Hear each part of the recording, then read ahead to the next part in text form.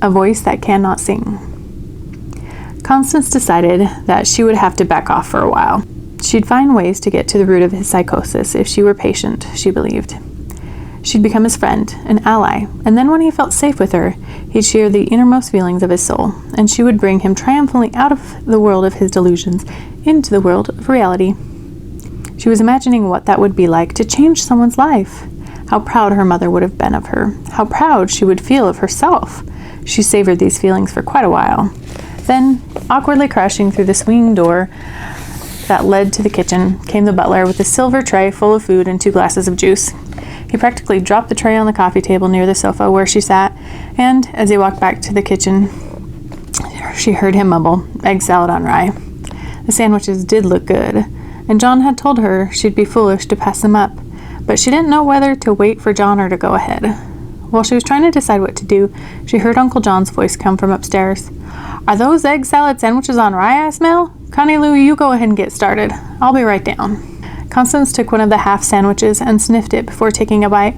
She'd never noticed egg salad to have much of an aroma at all. John must have a keen sense of smell, she thought, and then she took a bite. Ambrosia! Uncle John was right. Anyone who passed these up was a fool. Uncle John joined her, as he had been the day before, and he looked comfortable. As they ate, they both commented on what a treat the food was, and when they finished, Uncle John announced, "Time we do another ornament." From a special case of Christmas ornaments, he selected one that looked like a very old writing tool. When John presented it to Constance for her inspection, she could see the ink stains still on the tip. When she handed the pen back to John, he walked it over to the tree and was about to place it there with the other 2 ornaments when something shocked Constance. A thought seized her brain and made her captive to its wishes. She quietly raced to the piano and began pounding on the keys with reckless abandon. When Uncle John's head spun around to see what was the matter, she saw in his eyes a kind of bewildered panic. "Connie Lou, what's wrong?" John raced to her side as she collapsed on the keyboard. "What's the matter, Connie Lou? What do you need?" John tried to help her to her feet. She couldn't be moved. "Not so close. Not so close." John backed off to give her room to breathe. When she had his complete anxiety-filled attention, with grand dramatic effect, she said, "Not so close to the other ornament, Uncle John. It's a really big tree." Her laughter started as a mischievous little chuckle that emanated from her brain, then it swept through her body like a fire that hit full strength in her stomach, and before she could contain it, she was laughing uncontrollably. It was contagious. John began laughing a bit himself at the joke she had played on him, but it grew to his own belly laugh, simply because his nurse was laughing so crazily.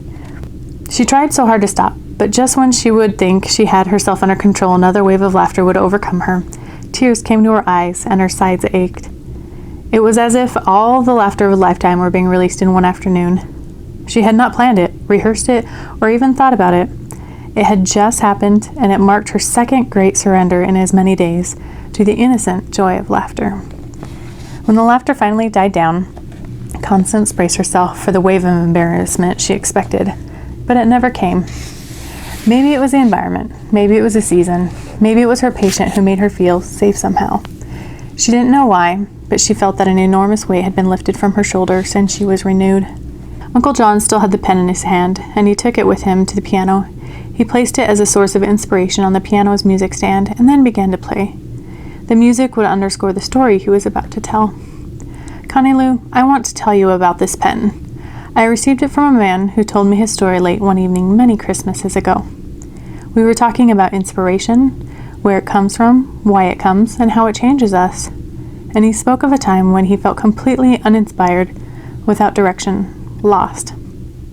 And then he had a dream."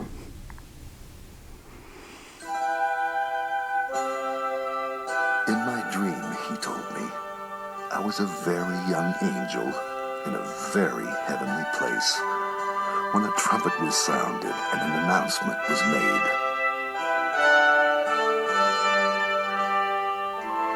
All the angels in heaven were invited to audition for the choir that would announce the holy birth. There was an excitement and sense of anticipation that caused my little angel heart to almost burst.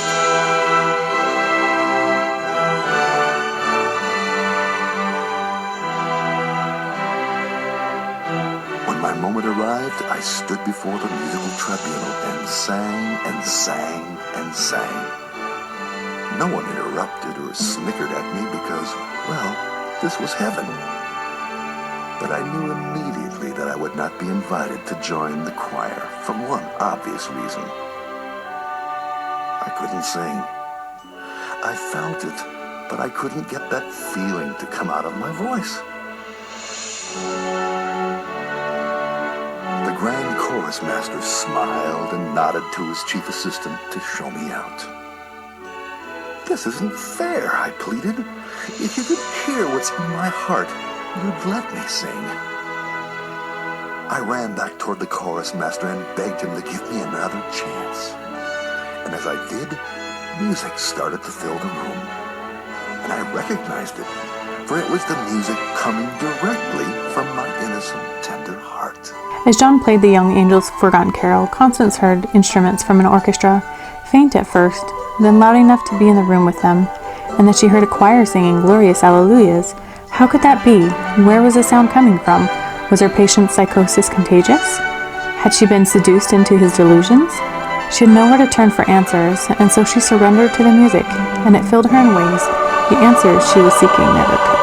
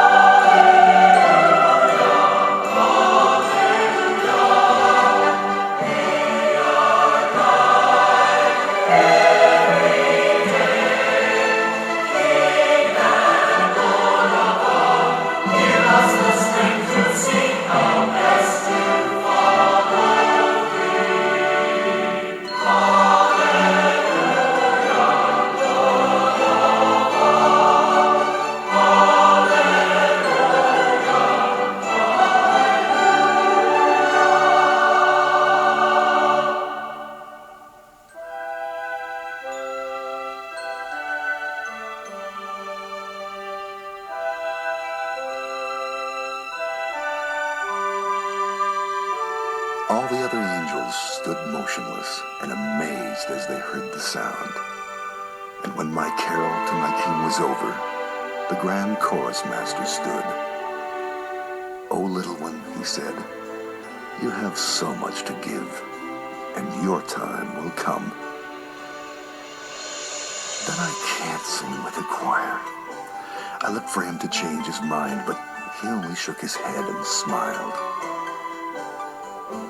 "You have a different voice, but it will be heard. Centuries from now, it will be heard. More orchestras and choirs than you can now imagine will be giving the music of your heart a voice that will echo through time." Joy to the world, the Lord has done. Hallelujah, hallelujah.